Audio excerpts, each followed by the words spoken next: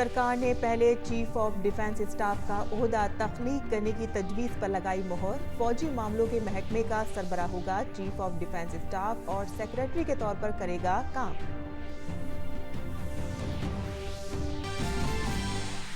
मरकजी काबीना ने अटल भूजल मंसूबे के लिए 6,000 करोड़ रुपए को दी मंजूरी। वजीर आजम कल इस मंसूबे का करेंगे इफ्तिताह। काबीना ने मरदमशुमारी 2021 और कौमी आबादी रजिस्टर की जदीदकारी को भी दी मंजूरी। काबीना ने भारतीय रेलवे में की बड़ी इस्लाहात। रेलवे बोर्ड की तश्कील 9 को दी मंजूरी। ग्रुप ए सर्विसेज के 8 मुनज़्ज़म ग्रुपों को मिलाकर कायम किया एक रेलवे मैनेजमेंट सिस्टम।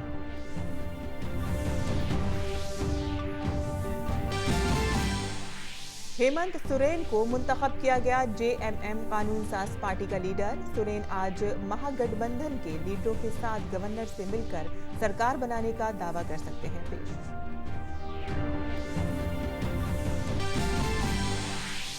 इंडोनेशिया में दर्दनाक बस हादसा। मुसाफिर बस गहरी खाई में गिरी। 25 अफराद की मौत, 13 जख्मी। राहत और बचाव काम के लिए 120 एहलकारों की टीम तैनात। और आईसीसी वनडे रैंकिंग में टीम इंडिया के कप्तान विराट कोहली और नायब कप्तान रोहित शर्मा पहले 2 पायदान पर काबिज।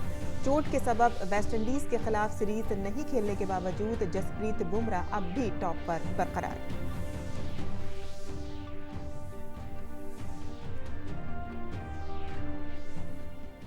आदाब नाज़रीन, इमरोज़ में आपका इस्तकबाल है। मैं हूं साइमा खान। अब खबरें तफसील से और शुरुआत करते हैं झारखंड की खबर से, जहां झारखंड मुक्ति मोर्चा कानून साज पार्टी के लीडर हेमंत सोरेन ने रियासत में जेएमएम कांग्रेस आरजेडी वाले इत्तेहाद की हुकूमत तश्कील देने का दावा पेश किया है। हेमंत सोरेन ने कहा है कि उन्होंने गवर्नर द्रौपदी मुर्मू से मुलाकात के लिए आज रात 8 बजे का वक्त मांगा है। इससे पहले जेएमएम सरबराह शिबू सोरेन की सदारत में पार्टी के कानून साज पार्टी के मीटिंग में उमूरी सदर हेमंत सोरेन को कानून साज पार्टी का लीडर मुंतखब किया गया। इस दौरान कांग्रेस कानून साज पार्टी का लीडर मुंतखब करने के लिए पार्टी की मीटिंग हुई। बाद में अजीम इत्तेहाद की तीनों जमातों की आज रात मीटिंग होगी, जिसमें हेमंत सोरेन को इत्तेहाद का लीडर मुंतखब किया जाएगा। 81 रुकनी असेंबली के लिए इंतखाबात में अजीम इत्तेहाद की जमातों ने 30 सीटों पर कामयाबी हासिल की है, जबकि कांग्रेस को 16 और राष्ट्रीय जनता दल को 1 सीट पर कामयाबी मिली है। वहीं बीजेपी को 25 सीटों पर जीत मिली है। झारखंड विकास मोर्चा ने 3 और आजसू ने 2 सीटें जीती हैं। दीगर के हिस्से में सिर्फ 4 सीटें आई हैं। और मरकजी काबीना की आज हुई मीटिंग में अहम फैसले किए गए। मरकजी काबीना ने अटल भूजल योजना को मंजूरी दे दी है। इसके लिए 6,000 करोड़ रुपए मंजूर किए गए हैं। मीटिंग के बाद मीडिया से बात करते हुए वजीर इत्तलात और नशरियात प्रकाश जावड़ेकर ने कहा कि पानी के मसाइल के हल के लिए अटल भूजल योजना को मंजूरी दे दी गई है। कल अटल जी की जयंती है, जन्मतिथि है, इसलिए 2 नए परियोजनाएं शुरू हो रही है। पहली स्कीम है अटल जल। उसके लिए 6,000 करोड़ रुपए का प्रबंध किया गया है। 3,000 करोड़ रुपए वर्ल्ड बैंक से मिलेंगे, 3,000 करोड़ भारत सरकार देगी। जिन राज्यों को अभी शुरुआत में ये मिल रहा है वो उनको पूरी ग्रांट है। इतने 7 प्रदेशों के 8,350 गांव उसमें निश्चित हुए हैं। और मरकजी काबीना ने अटल टनल योजना को भी हरी झंडी दिखा दी है। दरअसल मनाली से लेह तक एक सुरंग खोदने का मंसूबा शुरू हुआ था, जिसका 80% काम पूरा हो गया है। इसके लिए आज फिर से कुछ बजट मंजूर किया गया। इस प्रोजेक्ट के मुकम्मल होने से 86 किलोमीटर का रास्ता और 5 घंटे का वक्त बचेगा। ये सुरंग 8.8 किलोमीटर तवील दुनिया की सबसे बड़ी सुरंग में से एक होगी। अटल टनल एक दूसरा कार्यक्रम है कि आपको पता है मनाली से लेह तक एक टनल खोदने का काम 2005 में अप्रूव हुआ था। 2003 में उसकी कल्पना अटल जी के समय बनी थी। ऊपर लाहौल स्पीति है, लेकिन वहां तक का काम अभी पूरा हो गया है। 80% काम पूरा हो गया है। इससे 46 किलोमीटर का रास्ता बचेगा और 5 घंटे प्रवास के बचेंगे। वहीं मरकजी काबीना ने कौमी आबादी रजिस्टर को अपडेट करने को भी मंजूरी दे दी है। इसके तहत मुल्क भर के शहरियों का डेटा बेस तैयार किया जाएगा। हालांकि ये शहरियत का सबूत नहीं होगा, इसका इस्तेमाल हुकूमत अपने मंसूबों को नाफिज करने के लिए करती है। Launching a massive program of national census which happens every 10 years. So 2021 is the census year, and housing, every house will be mapped, listed during April and September 2020, and in February 2021 head count will be done. This national population register will be also was started. So this is the 16th census, 7 pre-independence, 8, and now these are 8 with this census. So this is 16th census which is going on for last so many years, and there will be national population register also. This will really benefit for target beneficiary schemes. It can cover all beneficiaries and right beneficiaries. वहीं मरकजी काबीना की security committee की meeting में chief of defence staff की post बनाने की तजवीज पर भी मोहर लग गई है। It was approved that there will be chief of defense staff. Chief of defense staff. We are giving the details in our press release. He will be 4-star general and will head new department of military affairs. मरकजी काबीना ने railway की तंजीम नौ को भी मंजूरी दे दी है, जिसमें अब 8 की जगह सदर समेत 5 अरकान होंगे। इसके अलावा रेलवे के मुख्तलिफ कैडर्स के सिंगल रेल मैनेजमेंट सिस्टम में इंतजाम करने को भी मंजूरी दे दी गई है। इस पर वजीर रेल पीयूष गोयल से बात की हमारे नुमाइंदे ऋषि कुमार ने।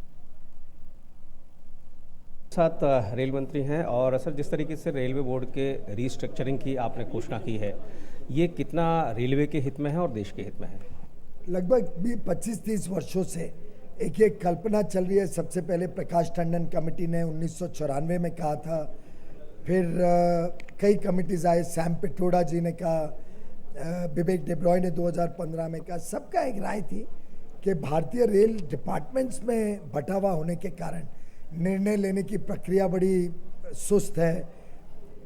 ऐतिहासिक काम होने हैं रेलवे में, आगे चल के इसको अति आधुनिक बनाना है, विश्व स्तरीय रेल बनाना है।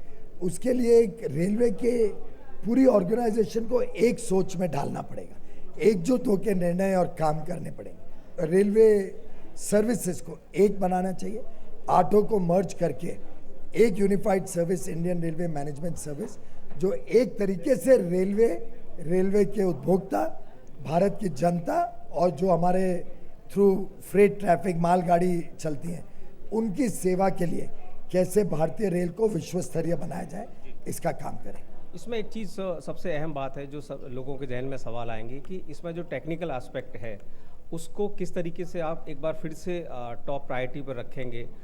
क्या इसमें नॉन टेक्निकल जो लोग होंगे उनको भी इसमें वरीयता मिलेगी? उसका स्ट्रक्चर के बारे में, फंक्शनल जो काम है उसके हिसाब से तो हर वर्ष भर्ती होगी, लेकिन भर्ती सब एक ही सर्विस के लिए होगी।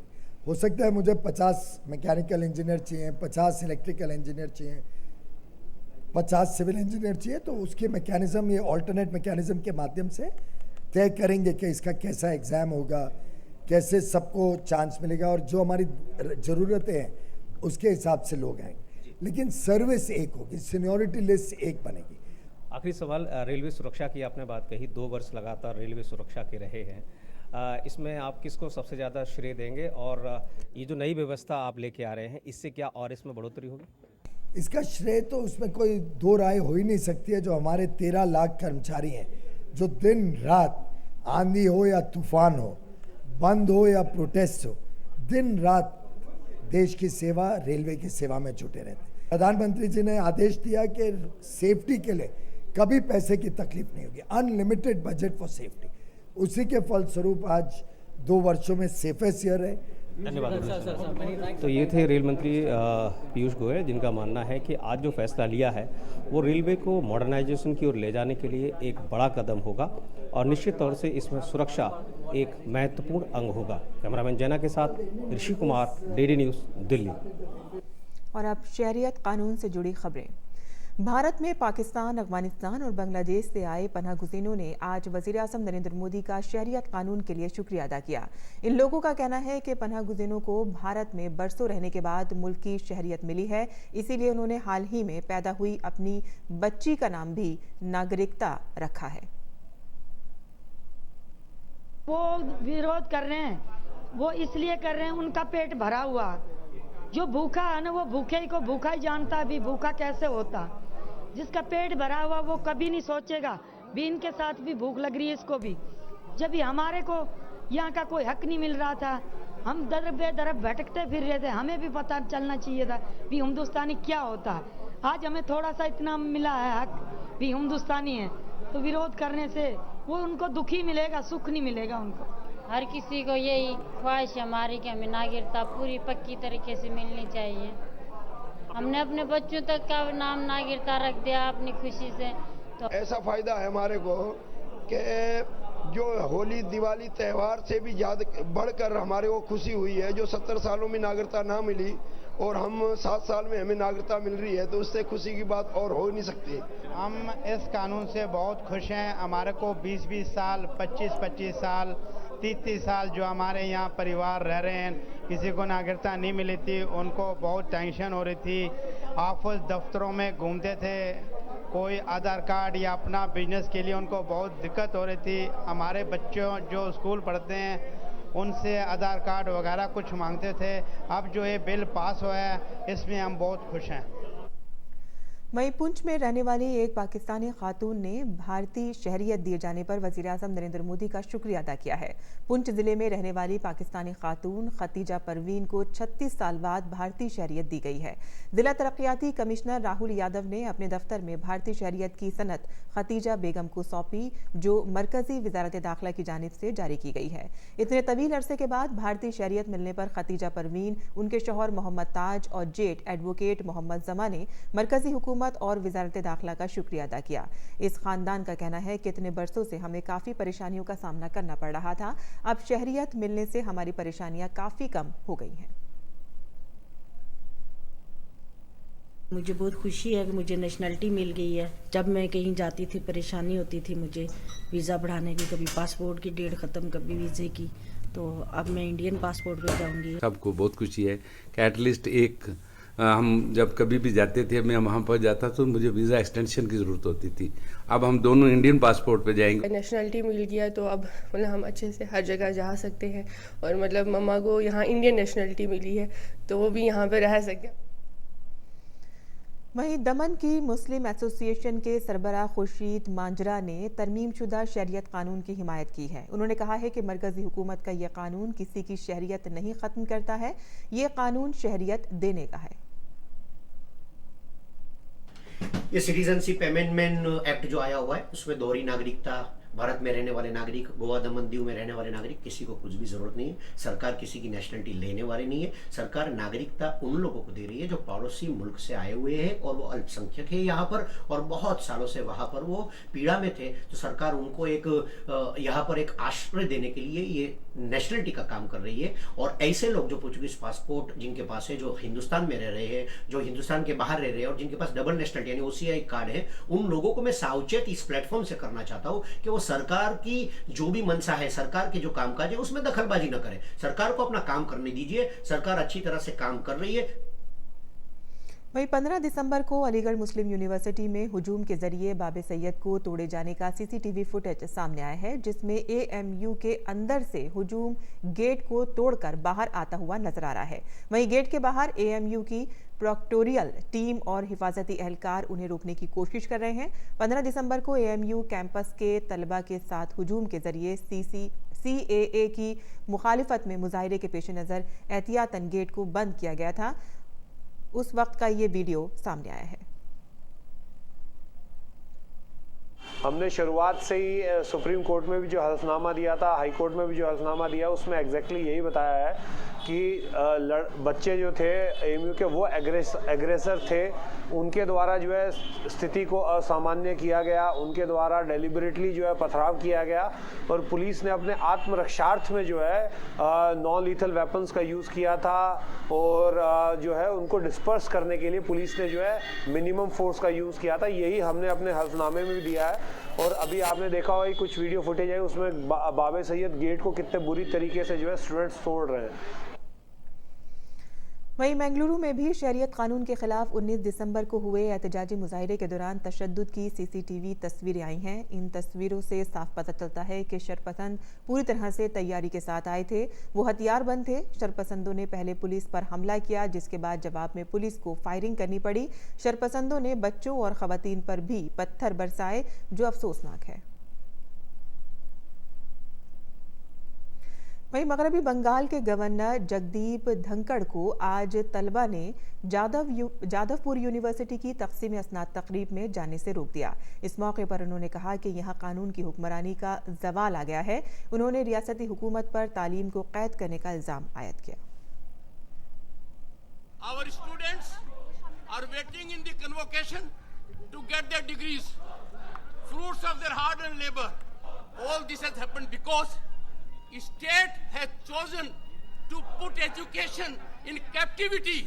I appeal to the media, show them handful of people playing with fire, ruining democracy, ruining education fabric, destroying the career of students. Can this be ever approved? There must be public outcry at it. State government has brought the situation to this level. नायब सदर जमहूरिया वेंकैया नायडू ने आज आंध्र प्रदेश के ताड़ेपल्ली गोड़म में वाक़े NIT की पहली तकसीम असनाद तकरीब में हिस्सा लिया। इस मौके पर उन्होंने कहा कि टेक्नोलॉजी के इस्तेमाल से लोगों के मसाइल का ज़्यादा से ज़्यादा हल निकाला जा सकता है। उन्होंने कहा कि इंसानी ज़िंदगी को आसान बनाने में टेक्नोलॉजी का बड़ा अहम रोल होता है।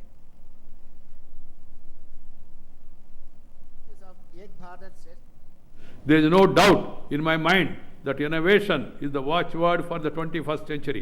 Innovation, incubation, automation, make in India, skill in India, digital India, clean India.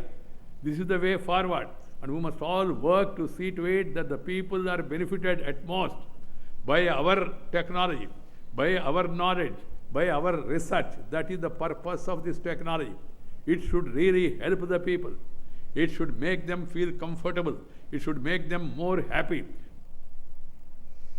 वज़ीर दिफा राजनाथ सिंह ने आज दिल्ली में इंटीग्रेटेड फाइनेंशियल एडवाइजर्स वर्कशॉप में शिरकत की। वज़ीर दिफा ने वर्कशॉप से खिताब करते हुए मुसल्लह अफ़वाज की IFA के किरदार की सताइश की और कहा कि फ़ौजी साजो सामान की खरीदारी के अमल में माली मशवरा निहायत अहम होता है।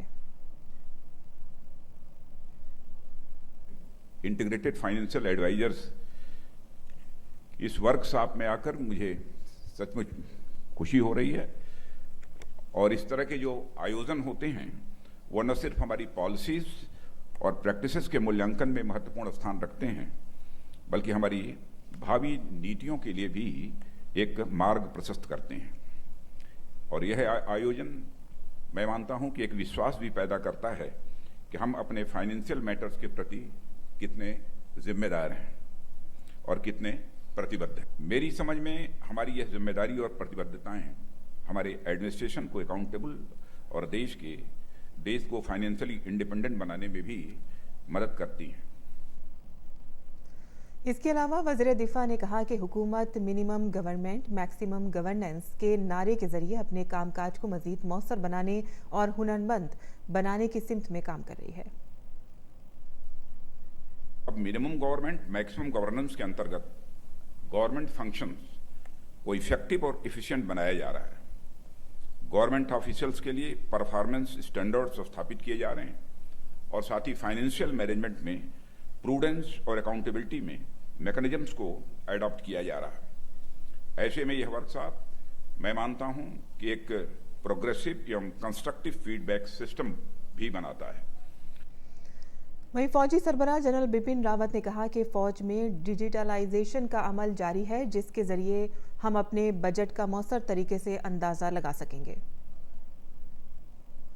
डिफेंस फाइनेंस में आईटीआइजेशन हो रहा है, जिस तरह से कंप्यूटराइजेशन हो रहा है और हम ई पोर्टल का इस्तेमाल करने लगे हैं, इससे हमारे बजटिंग में ट्रांसपेरेंसी आई है।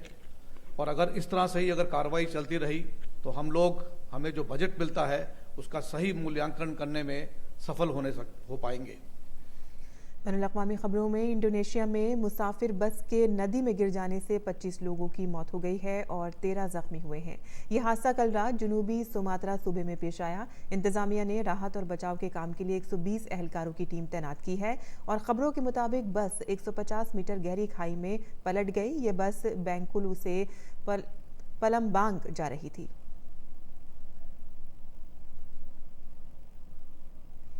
सऊदी अरब के सहाफ़ी जमाल खाशकजी के कत्ल के मामले में 5 अफराद को सजाए मौत सुनाई गई है, लेकिन इस सिलसिले में मुल्ज़िमीन में से 2 बड़ी शख्सियात को बरी कर दिया गया है। सऊदी अरब के सरकारी वकील ने ये मालूमात फराहम की है।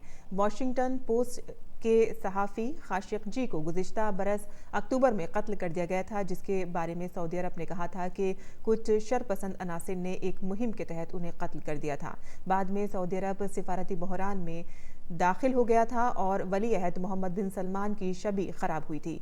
तुर्की के हुक्काम के मुताबिक इस्तांबुल में सऊदी अरब के कौंसिल खाने के अंदर 59 साला सहाफ़ी का 15 लोगों की एक टीम ने कत्ल कर दिया था।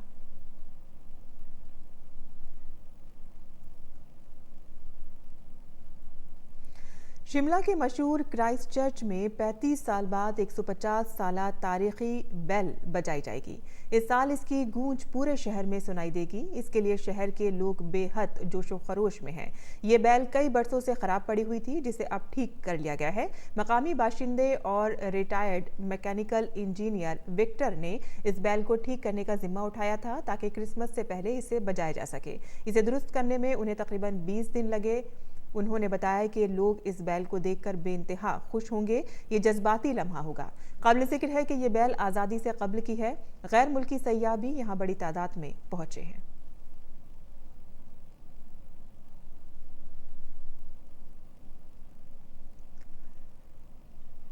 और तोहफे, तहाइफ और तमाम खुशियों से सरशार क्रिसमस का त्यौहार अब बिल्कुल करीब है। गोवा की राजधानी पणजी में क्रिसमस की धूम है। क्रिसमस के मौके पर रंग बिरंगी रोशनियों से शहर को सजाया गया है। बच्चों में सांता क्लॉज की ड्रेस से मुतालिक बेहद जोशो खरोश है, तो वहीं नौजवानों में सांता की टोपी से मुतालिक तमाम दुकानें क्रिसमस ट्री और ग्रीटिंग कार्ड, सांता क्लॉज की टोपी, लिबास, स्टार्स, रंग बिरंगी लाइटों से सजे हुए हैं। बाजारों में रौनक देखकर बच्चों में भी क्रिसमस डे मनाने का काफ़ी जोशो खरोश पाया जा रहा है। लोग तमाम तरह की तैयारियों में मसरूफ हैं।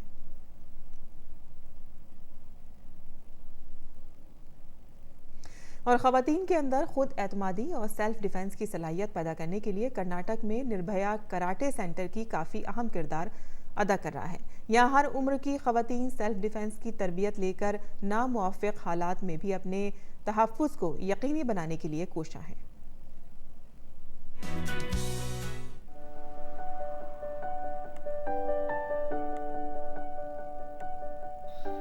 ख़वातीन के खिलाफ बढ़ते जराइम जहां इन दिनों अखबारों की सुर्खियां बने हुए हैं, वहीं ख़वातीन भी अपने तहफ़्फ़ुज़ के तईं बेहद फ़िक्रमंद हो गई हैं।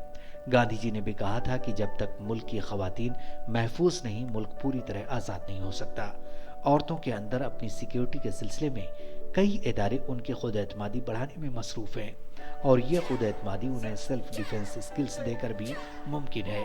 कर्नाटक के शिवमोगा ज़िले में निर्भया कराटे सेंटर एक ऐसा ही प्लेटफॉर्म बना हुआ है जहां ख़वातीन और लड़कियां सेल्फ डिफेंस की ट्रेनिंग ले रही हैं। मैं जब से कराटे सीख रही हूँ, मेरे अंदर का डर कम होता जा रहा है। पहले मुझे अकेले कहीं भी बाहर आने जाने में डर लगता था, पर अब मैं आत्मविश्वास के साथ कहीं भी बाहर आ जा सकती हूँ। सेल्फ डिफेंस स्कूल में हर उम्र की ख़वातीन को सेल्फ डिफेंस की तरबियत दी जाती है। इसमें मार्शल आर्ट, कराटे और ब्रूस ली चैन का इस्तेमाल करना भी शामिल है। रस्मी तरबियत के जरिए यहाँ ख़वातीन और लड़कियों को छेड़छाड़ और झपटमारी से बचने के तरीके सिखाए जाते हैं। हमारा मुख्य उद्देश्य महिलाओं को कराटे की शिक्षा देकर उन्हें सशक्त करना है, ताकि वे आत्मरक्षा के लिए किसी पर निर्भर न रहें और आत्मविश्वास के साथ अपना जीवन व्यतीत कर सकें।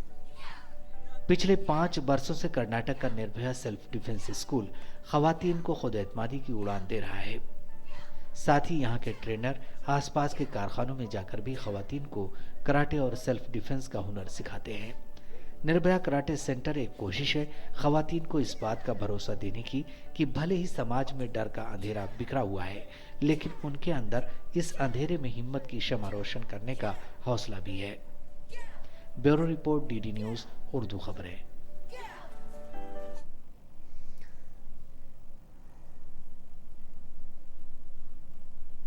और भारतीय सिनेमा के कामयाब तरीन गुलकारों में से एक और अपनी गुलकारी से सबके दिलों पर राज करने वाले मोहम्मद रफ़ी का आज यौम पैदाइश है। आज ही के दिन मोहम्मद रफ़ी 1924 को पंजाब में पैदा हुए थे। पेश है हमारी ये खास रिपोर्ट।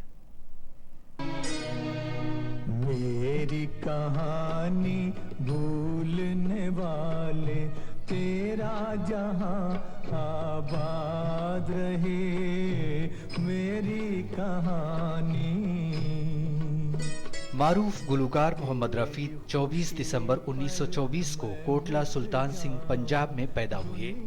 उन्होंने फिल्मी नगमों के अलावा हुब्बुल वतनी के गीत, कव्वालियाँ, गज़ल, भजन भी गाए। उनकी सबसे बड़ी खूबी ये थी कि उन्हें मुख्तलिफ जबानों में गीत गाने पर अबूर हासिल था।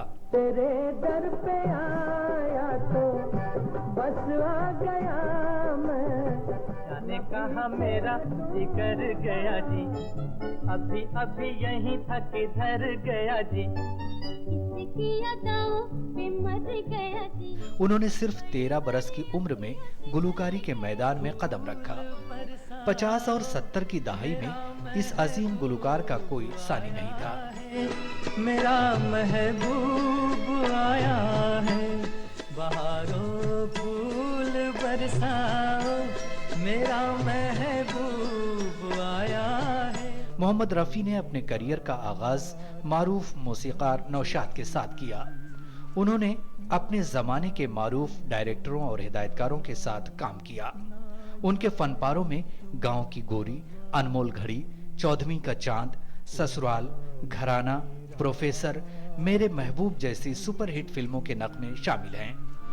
ना जाने तुम कब आओगे।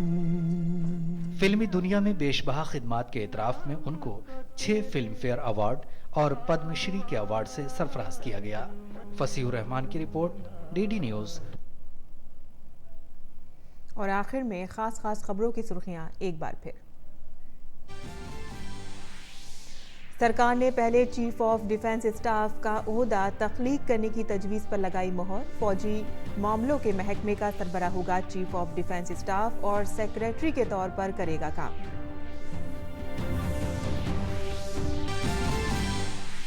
मरकजी काबीना ने अटल भूजल मंसूबे के लिए 6000 करोड़ रुपए को दी मंजूरी। वजीर आजम कल इस मंसूबे का करेंगे इफ्तिताह।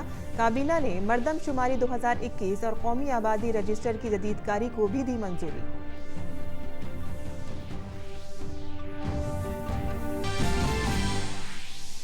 काबीना ने भारतीय रेलवे में की बड़ी इस्लाहात। रेलवे बोर्ड की तश्कील 9 को दी मंजूरी। ग्रुप ए सर्विस के 8 मुनज़्ज़म ग्रुपों को मिलाकर कायम किया एक रेलवे मैनेजमेंट सिस्टम।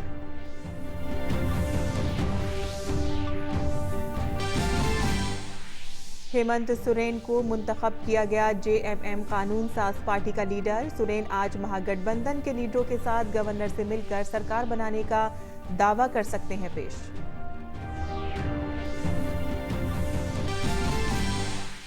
इंडोनेशिया में दर्दनाक बस हादसा। मुसाफिर बस गहरी खाई में गिरी। 25 अफराद की मौत, 13 जख्मी। राहत और बचाव काम के लिए 120 एहलकारों की टीम तैनात। और आईसीसी वनडे रैंकिंग में टीम इंडिया के कप्तान विराट कोहली और नायब कप्तान रोहित शर्मा पहले 2 पायदान पर काबिज। चोट के सबब वेस्टइंडीज के खिलाफ सीरीज नहीं खेलने के बावजूद जसप्रीत बुमराह अब भी टॉप पर बरकरार।